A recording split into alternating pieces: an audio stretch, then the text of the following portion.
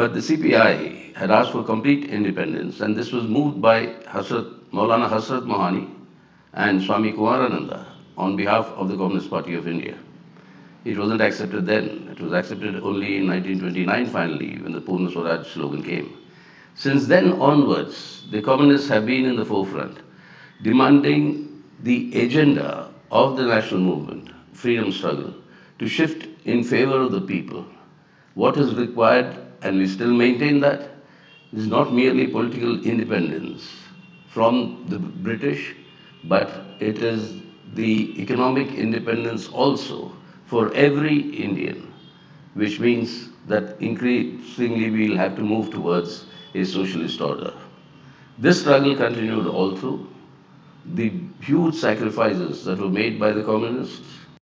Today, if you go to the Andamans, Kalapani, to the cellular jail, more than 80% of the inmates there, you'll find them eventually being associated with the communist movement in our country. Such has been the glorious role of the communists during the freedom movement. And they've contributed through the big land struggles before independence to bring the question of land reforms onto the central agenda.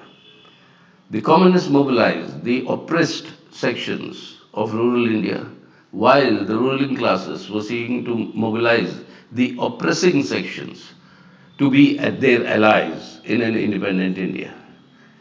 The trade union movements, the movements of various sections galvanized the Indian freedom struggle.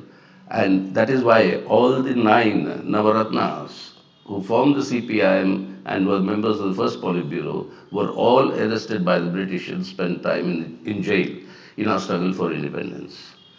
But then what we see today, 75 years later, is that those values for which an independent India was fought for, was built on the basis of the foundations of the Constitution of India, all of them are being very perilously threatened today. It is this independence of India that is in peril today. We all have to rise together to defend it with all our might. Every single foundational pillar of our Constitution is under assault. It is economic sovereignty, whether it is social justice, whether it is federalism and center-state relations, or whether it is on the question of our moving towards an egalitarian order. And this social justice, moving towards social justice, all these aspects today are under severe strain because of the policies that are being pursued by the government of the day.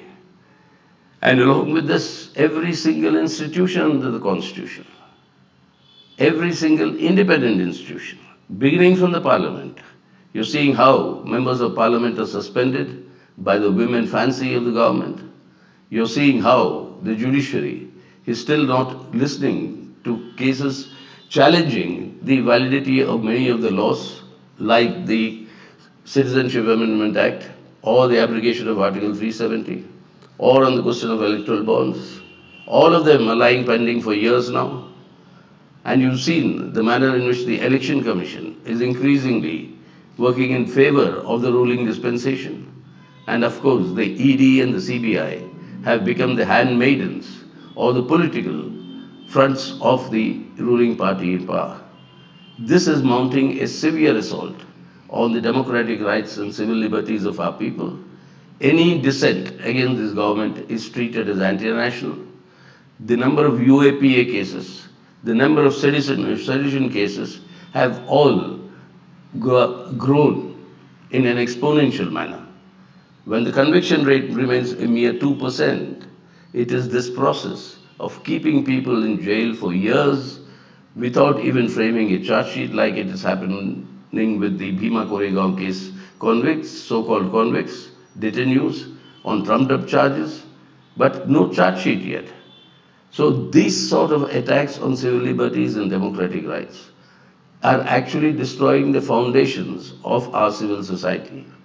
And with the control over the media and the social media, the campaigns of hate and violence, of deepening communal polarization, with bulldozer politics, with identifying and, and trying to seek and isolating a particular religious community with growing Islamophobia in the country.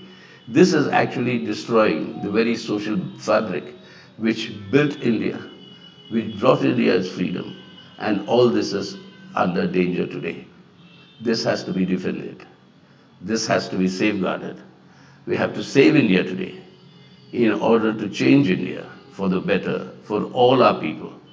All our people, whether they belong to different religions, different castes, different regions, different languages, all of us together form what we call India. And it is this India that has to be saved, this India that has to be consolidated, and this India that has to move towards a brighter future. The choice today is to take India back in this 75th year of independence into the morass and darkness of our past or into the brightness of our future. We owe it to our generation, this generation, to take it to the brightness of the future. And that is what the CPIM is committed for.